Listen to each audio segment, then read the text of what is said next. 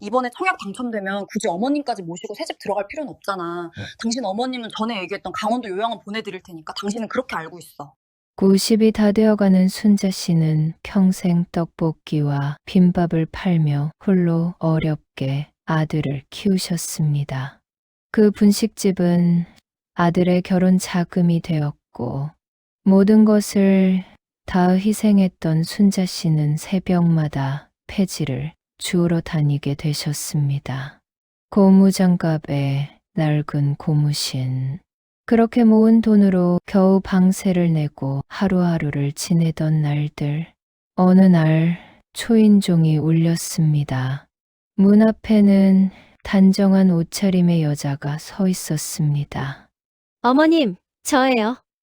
지은이에요. 며느리였습니다.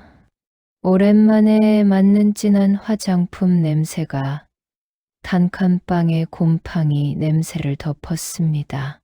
어머님, 몸도 불편하신데 이제 저희가 모실게요. 왕래 없던 며느리였지만 고마운 마음에 그간 서운했던 감정들이 녹아내렸습니다.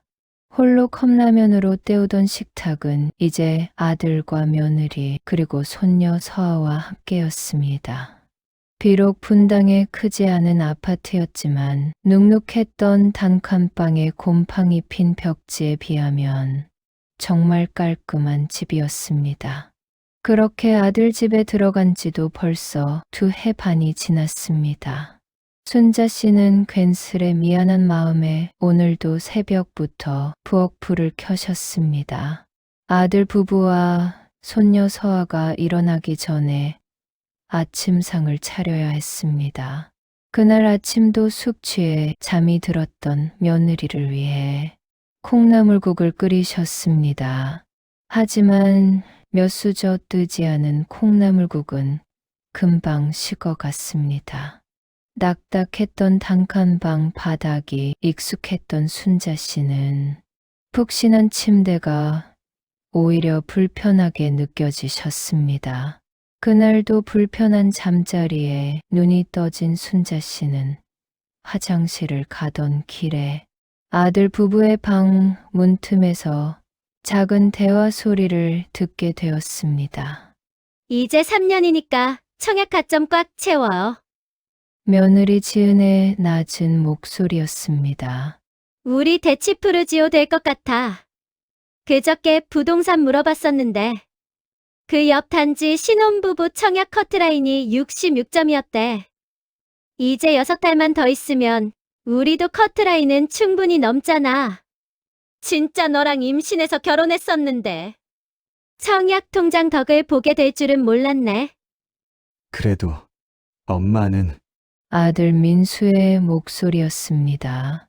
예전에 얘기했던 강원도의 요양원. 월 50이면 된대. 공기 좋은 시골이라 오히려 더 좋아하실 거야. 자리도 없을 거라고 해서 가계약금 먼저 넣어뒀어. 순자 씨는 그 자리에서 움직일 수가 없으셨습니다. 생각해보니 아들 집에 들어온 지 2년 반이 되는 달이었습니다. 순자 씨는 조용히 방으로 돌아오셨습니다. 안 그래도 불편했던 침대가 더 불편하게 느껴졌습니다. 남은 여생 폐지 줍고 다녀도 작은 아파트 전세금도 못 해줬을 텐데 강남 아파트라니. 그래. 민수야, 너만 행복하면 돼. 거실에는 홀로 민수가 남아 있었습니다. 그는 천천히 거울 앞으로 걸어갔습니다. 거울에 비친 자신의 얼굴을 한참 바라보았습니다. 어린 시절이 떠올랐습니다. 분식집 주방에서 엄마가 떡볶이를 끓이시던 모습, 추운 겨울 새벽, 김이 모락모락 나는 국물 냄새, 학교 가기 전 엄마가 싸주시던 김밥. 미안해요, 엄마. 저도 어쩔 수가 없어요. 그의 목소리는 떨리고 있었습니다. 소녀 서아까지 등교한 적막하고 조용한 거실. 거실 공기가 평소보다 더 무겁게 느껴지는 날이었습니다. 순자 씨는 서랍에서 작은 메모를 하나 꺼내셨습니다. 강원도 요양원 50만 원, 서울 근교 요양원 80만 원, 단칸방 월세 30만 원. 강원도 가면 민수 얼굴도 못 보겠지. 차라리 서울에서 단칸방이라도 얻어서 살면 가끔이라도 서아 얼굴도 볼 수 있을 텐데. 하지만 단칸방 보증금조차 없다는 현실. 순자 씨는 한참을 그 자리에 앉아 계셨습니다. 다음 날 새벽 순자 씨는 가방 하나를 챙기셨습니다. 찢어진 고무장갑 하나를 넣고 조용히 집을 나섰습니다. 양재역 꽃시장 끝에 작은 도매 가게. 순자 씨는 그곳에서 가장 저렴한 짜투리 꽃을 찾으셨습니다. 시들어가는 장미, 금잔화, 튤립 몇 송이. 순자 씨는 그 꽃들을 들고 강남역으로 향하셨습니다. 바쁘게 출퇴근하는 사람들이 오가는 계단 아래 순자 씨는 바닥에 신문지를 깔으셨습니다. 작은 종이컵에 물을 담아 가져온 꽃들을 꽂아 보았지만 시든 꽃잎들은 여전히 고개를 숙이고 있었습니다. 모두 생기를 잃어가고 있었습니다. 길바닥에 혼자 있네, 신세 같네. 순자 씨는 혼자 되뇌었습니다. 출근하는 사람들로 북적이는 길목이었지만 저마다 바쁜 와중에 눈길조차 주는 사람이 없었습니다.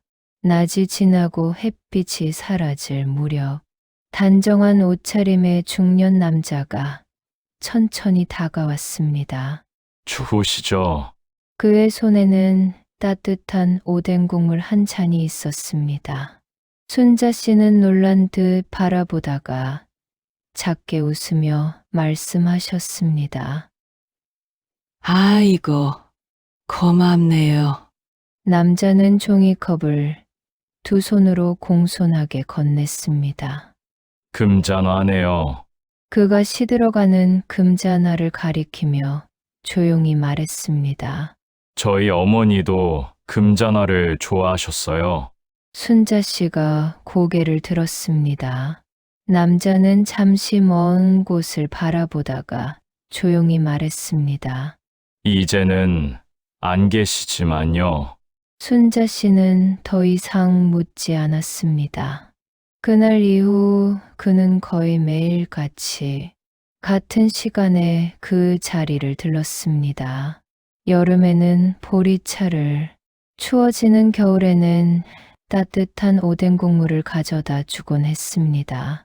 그는 말수가 적었지만 늘 정중했습니다. 오늘도 금잔화가 제일 이쁘네요. 네. 아까 햇볕을 좀 쬐어서 그런가 봐요. 어느 날은 작은 핫팩을 건네기도 했습니다. 날씨가 쌀쌀해지네요. 이거 주머니에 넣고 계세요. 아이고, 매번 정말 고맙습니다. 남자는 은은하게 미소 지었습니다. 그렇게 둘의 서먹한 아침 인사는 며칠씩 이어졌습니다.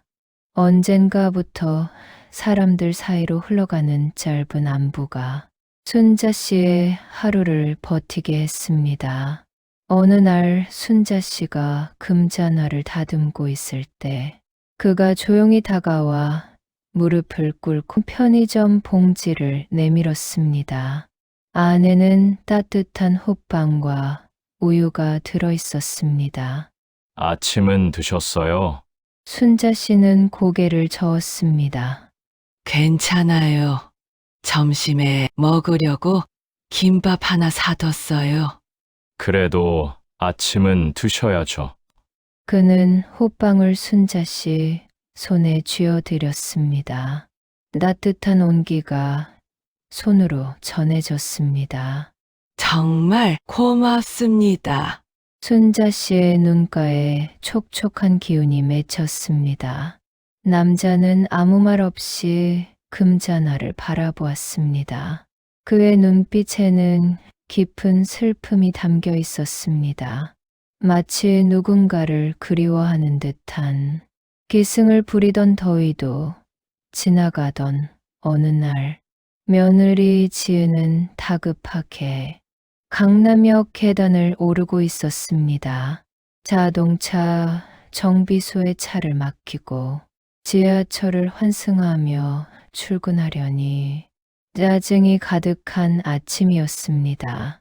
하이힐을 신은 발이 아팠고 명품 가방은 어깨를 짓눌렀습니다. 승강장을 내려오던 계단 아래 낯익은 실루엣이 눈에 들어왔습니다. 한가득 팔리지 않은 꽃들을 다듬고 있는 노인, 낡은 고무신, 구부정한 허리. 지은은 순간 얼어붙었습니다. 설마 어머니? 시선이 닿은 곳, 사람들 사이로 조용히 꽃을 파시는 시어머니, 순자 씨가 있었습니다. 지은의 얼굴이 굳었습니다. 주변을 재빨리 둘러보았습니다. 혹시 아는 사람이 있을까? 회사 동료가 볼까? 괜히 심장이 빠르게 뛰었습니다. 지은은 급히 고개를 돌려 빠르게 걸음을 옮겼습니다. 그녀도 바쁘게 지나가는 사람들 중 하나였습니다. 그날 밤, 지은은 아무 말 없이 거실 소파에 앉아 있었습니다. 민수가 조심스럽게 물었습니다. 오늘 무슨 일 있었어? 지은은 날카로운 눈빛으로 남편을 쳐다보았습니다. 회사 사람들이 볼까봐 무서웠어요. 우리 체면이 있지. 어떻게 시어머니가 지하철에서. 지은아, 당신이 알아서 좀 해요. 왜 하필 강남역이야, 짜증나게. 민수는 고개를 떨궜습니다. 다음 달에 요양원 가시는 걸로 알고 있을게. 대답 안 할 거야?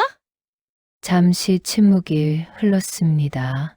민수는 힘없이 중얼거렸습니다. 알았어. 엄마한테 얘기해 볼게. 지은은 가방을 들고 방으로 들어가 버렸습니다. 문 닫는 소리가 유난히 크게 울렸습니다.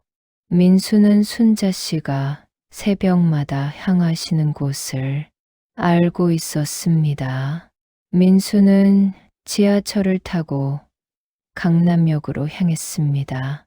계단 아래 신문지 위에 앉아 있는 엄마. 민수는 멀리서 그 모습을 바라보았습니다. 한 걸음 한 걸음 다가가려 했지만 발이 떨어지지 않았습니다. 그때 단정한 옷차림의 남자가 엄마에게 다가가는 것이 보였습니다. 오늘도 따뜻한 차 한 잔을 건네는 모습.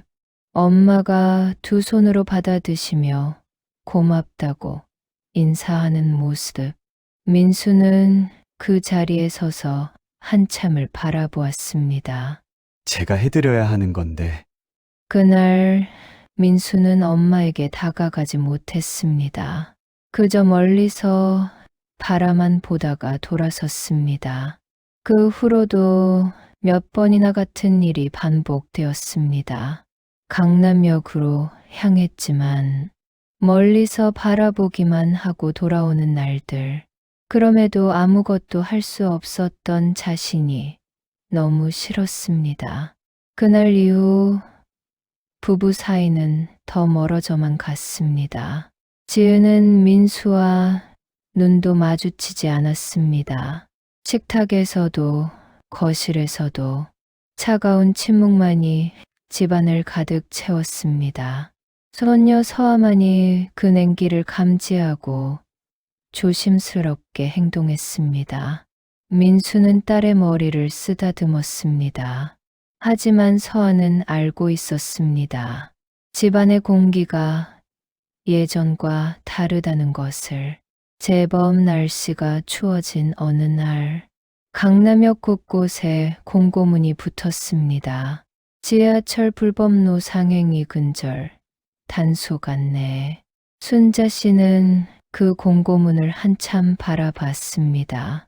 글자가 잘 보이지 않아 가까이 다가가 눈을 가늘게 뜨고 읽으셨습니다. 단속이라. 며칠 후 순자 씨는 신림역으로 자리를 옮겼습니다. 하지만 하루도 채 되지 않아 영무원이 순자 씨를 쫓아냈습니다. 순자 씨는 꽃들을 다시 정리해야 했습니다. 다음 날은 사당역으로, 그리고 다음 날은 봉천역으로. 하지만 결국 단속 나왔어요. 정리하셔야 해요.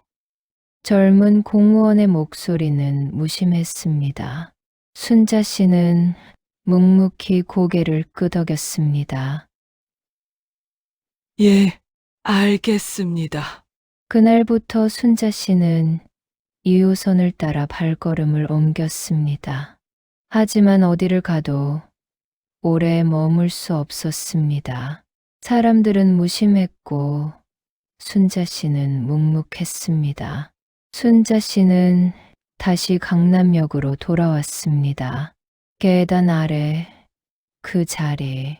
이번에도 쫓겨나겠지. 그런 생각을 하며 꽃을 다듬었습니다. 하지만 신기하게도 이번에는 아무도 다가오지 않았습니다. 오전이 지나고 점심이 지나고 오후가 되어도 순자 씨는 의아하셨습니다. 그리고 그날 저녁 익숙한 발걸음 소리가 들렸습니다. 할머니, 오랜만이네요. 그 남자였습니다. 손에는 여전히 따뜻한 오뎅 국물이 들려 있었습니다. 아이고, 한동안 못 뵀네요. 다른 역에 계셨던 거예요. 내 단속이 있어서요. 여기저기 다녔는데 남자는 잠시 침묵하다가 조용히 말했습니다. 여기는 괜찮으실 거예요. 그런가요? 네. 그는 더 이상 설명하지 않았습니다. 사실 태주는 며칠 전 영무원을 찾아갔었습니다. 제가 부탁 하나 드려도 될까요? 무슨 일이신지요? 저 계단 아래 꽃 파시는 할머니 계시잖아요. 아, 네. 단속 대상인데 태주는 명함 하나를 꺼내 건넸습니다. 오벨르 화장품 대표이사 김태준. 영무원의 눈이 커졌습니다. 그 할머니를 볼 때마다 어머니가 생각나서요. 제가 개인적으로 부탁드리는 건데, 저희 회사에서 진행하는 광고판 확장 공사 기간 동안만이라도 조용히 계실 수 있게 부탁드리겠습니다. 영무원은 잠시 고민하다가 고개를 끄덕였습니다. 알겠습니다. 하지만 공사가 끝나면 네, 알겠습니다. 감사합니다. 그날 이후 순자 씨는 아무것도 모른 채 강남역 계단 아래 자리를 지키셨습니다. 단속 공무원들도 그 자리를 지나쳤고 영무원들도 모른 척 눈을 감아주었습니다. 어느 날 순자 씨가 태준에게 물었습니다. 참 이상해요. 다른 곳은 다 쫓겨났는데 여긴 아무도 안 오네요. 태준은 은은하게 미소 지었습니다. 여긴 참 이상하게 따뜻한 곳이니까요. 순자 씨는 고개를 끄덕이셨습니다. 그런가 봐요. 지나는 사람들 사이로 작은 꽃들이 고개를 숙였다 피어났습니다. 순자 씨는 그 모습을 보며 중얼거리셨습니다. 여긴 참 이상하게 따뜻하네. 방학이 시작되고 손녀 서아는 더 자주 할머니를 찾아뵐 수 있었습니다. 학교를 마친 서아는 오늘도 엄마 몰래 할머니 옆으로 달려갔습니다. 통통한 볼에 환한 미소를 지으며 뛰어오는 서아, 순자 씨의 얼굴에도 미소가 번졌습니다. 할머니, 오늘 학교에서 미술 시간에 그림 그렸어요. 서아는 작은 크로스백에서 종이 한 장을 꺼냈습니다. 할머니와 금잔화를 그린 그림이었습니다. 쌀쌀해진 가을바람에도 손녀와 함께하는 그 시간만큼은 추위를 느끼지 못하셨습니다. 서아는 작은 휴대폰을 꺼내 들었습니다.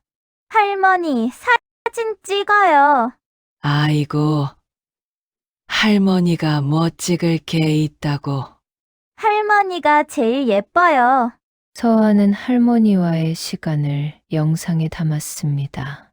할머니가 금잔화를 다듬는 모습, 함께 오뎅 국물을 나눠 먹는 모습, 할머니가 자신의 머리를 쓰다듬어 주시는 모습, 그 모든 순간들을 소중히 담았습니다.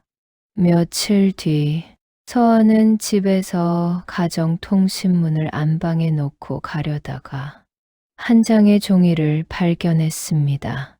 강원도 요양원 입소 신청서. 날짜는 다음 달로 되어 있었습니다. 서아의 큰 눈동자가 더욱 커졌습니다. 할머니를?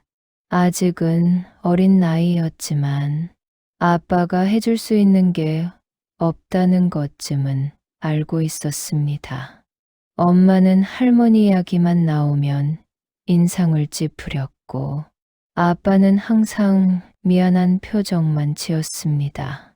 그날 밤 서아는 조용히 자신의 방에서 휴대폰을 켰습니다.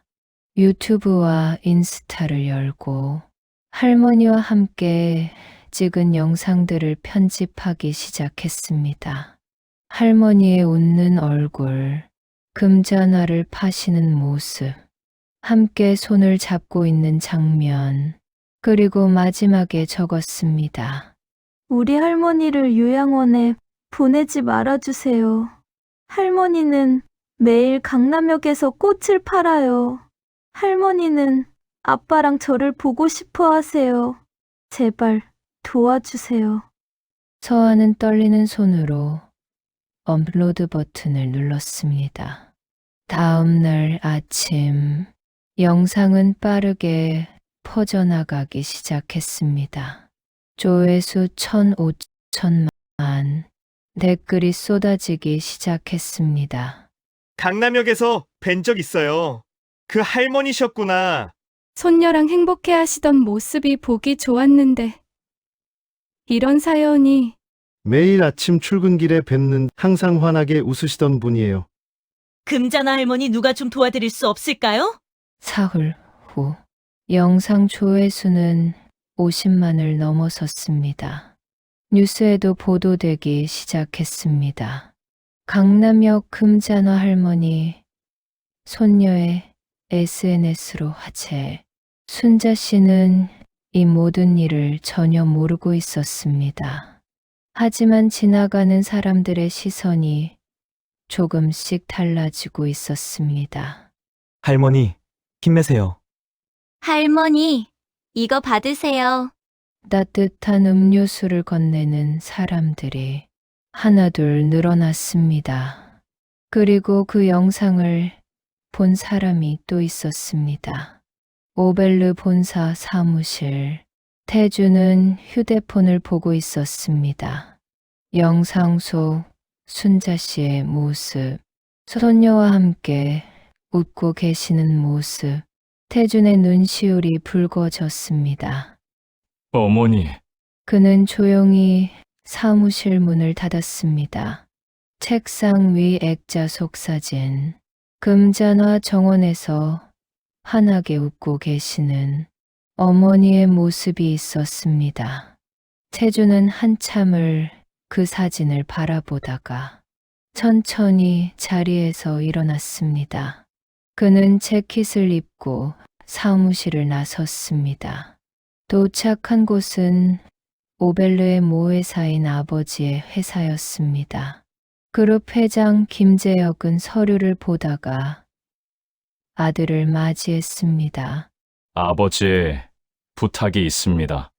어머니와 살던 옥천에 그 집이요. 전에 말씀드렸던 그 할머님이 지내실 수 있도록 해드리고 싶은데 어떠세요? 회장의 손이 멈췄습니다. 네, 어머니가 마지막까지 금잔화를 가꾸시던 곳이지. 태준의 목소리가 떨렸습니다. 그 할머니 뵐 때마다 어머니 생각이 많이 나네요. 회장은 아들을 오랫동안 바라보았습니다. 그리고 천천히 고개를 끄덕였습니다. 그래, 나도 그 영상 봤다. 네, 어머니도 그 금잔화를 참 좋아하셨지. 그렇게 하자. 며칠 후 태주는 그 집의 사진을 가지고 강남역으로 향했습니다. 계단 아래 순자 씨는 여전히 금잔화를 다듬고 계셨습니다. 순자 씨는 놀란 눈으로 사진을 바라보았습니다. 저희 어머니가 생전에 살던 집입니다. 어머니가 금잔화를 가꾸시던 정원도 있어요. 조용하고 공기 좋은 곳입니다. 순자 씨는 한참을 사진을 바라보셨습니다.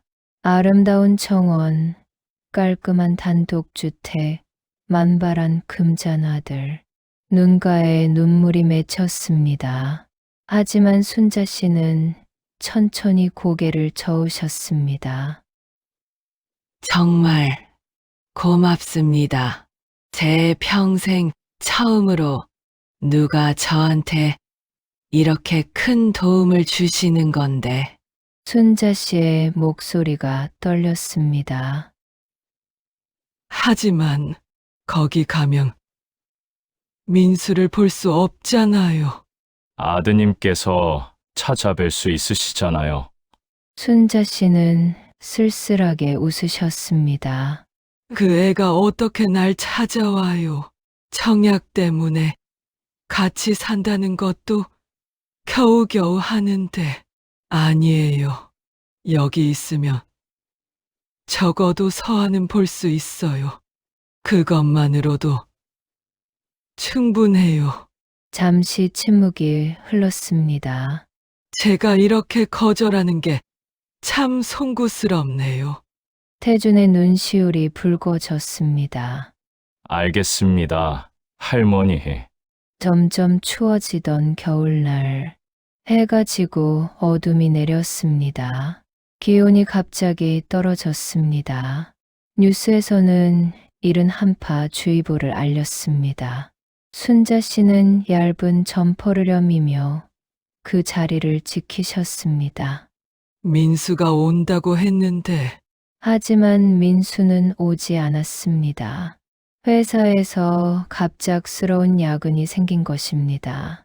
순자 씨는 그것을 알 수 없었습니다. 추수의 속에서 금잔화를 안고 아들을 기다리며 그렇게 밤은 깊어갔습니다. 다음 날 새벽 출근하는 사람들은 순자 씨가 있던 자리에서 발걸음을 멈춰 세웠습니다. 그날 저녁 뉴스가 흘러나왔습니다. 강남역 금잔화 할머니 오늘 새벽 노숙 중 숨져. 향년 91세. 민수는 회사에서 뉴스를 보았습니다. 손에 들고 있던 커피잔이 바닥에 떨어졌습니다. 그는 비틀거리며 밖으로 뛰쳐나갔습니다. 강남역으로 달려갔습니다. 그 자리에는 신문지와 빈 종이컵, 그리고 시든 금잔화 몇 송이만이 남아 있었습니다. 민수 씨는 장례식장에서까지 청약 이야기를 하는 와이프 지은이가 너무나도 미웠습니다. 추운 겨울만이라도 순자 씨를 모시려 했던 태준의 도움으로 순자 씨의 주소지를 옮기면서 며느리 지은이 청약했던 아파트는 부정 청약으로 당첨이 취소되었고 모든 속셈을 알게 된 태준은 지은을 강원도로 발령내게 되었습니다. 본인이 지방으로 발령나게 된 것도 순자 씨 탓을 하는 지은이 너무나도 미운 민수 씨였지만 어머니의 죽음에 아무것도 하지 못했던 자신이 더 미웠습니다. 며칠 뒤 강남역 계단에는 금잔화가 가득 놓여 있었습니다. 지나가던 시민들이 한 송이씩 두고 간 꽃이었습니다. 금잔화 할머니, 편히 쉬세요. 할머니 덕분에 아침이 따뜻했어요. 잊지 않겠습니다. 작은 메모들과 함께 꽃들이 쌓여갔습니다. 그날 이후 그 자리는 다시 비워지지 않았습니다.